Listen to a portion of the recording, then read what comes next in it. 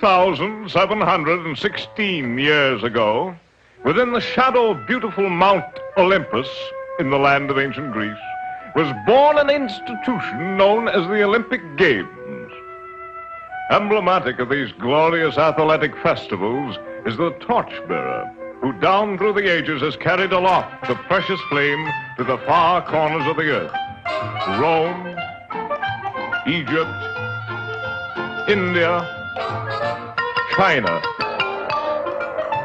Through forests and trackless wastes, over mountains and sea, down to the present day.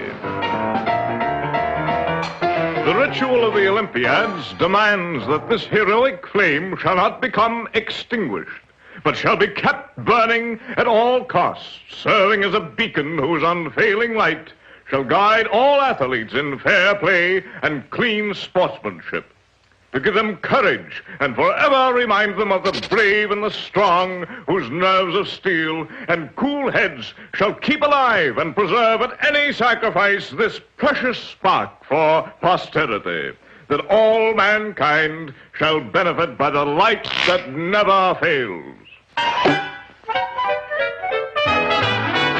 The first Olympic event was foot racing.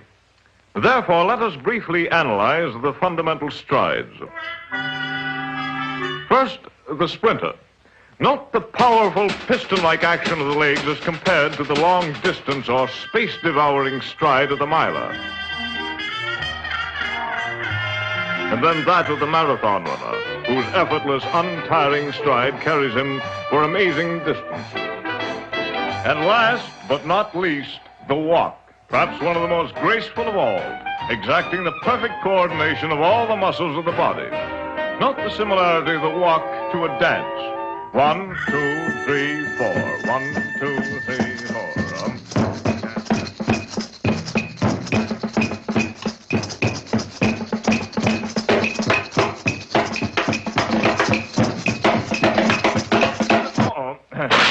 Hey, wait a shake.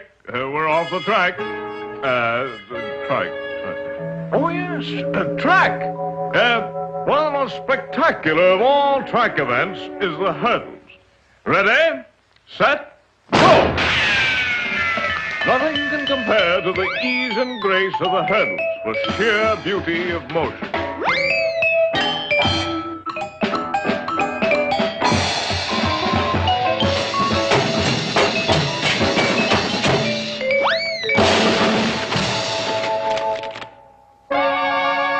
The pole vault. Beginning with a short run, the pole is planted in the pit. The swing up. Hold it. We are now at the apex of the vertical lift. Notice the position of the legs just coming into the jackknife. Observe the swing of the hips and the knee flexation as the legs progress into their arc, preparatory to crossing the bar. That reminds me of a poem by Tennyson, Crossing the Bar. Sunset and evening star, and one clear call for me, and may there be no moaning of the bar when I put out to sea. Don't you think that's a lovely thought? I do. All right, jump. Oh yes. From this position, the body arches itself in a graceful glide, clearing the crossbar and settling it gently into the sawdust below.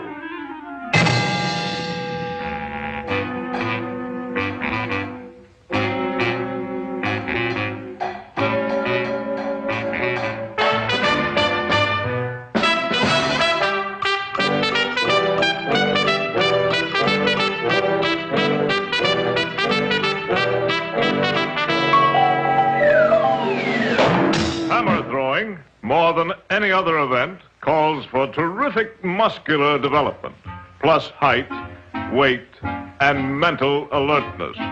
The hammer must be swung in a circle until terrific speed is attained.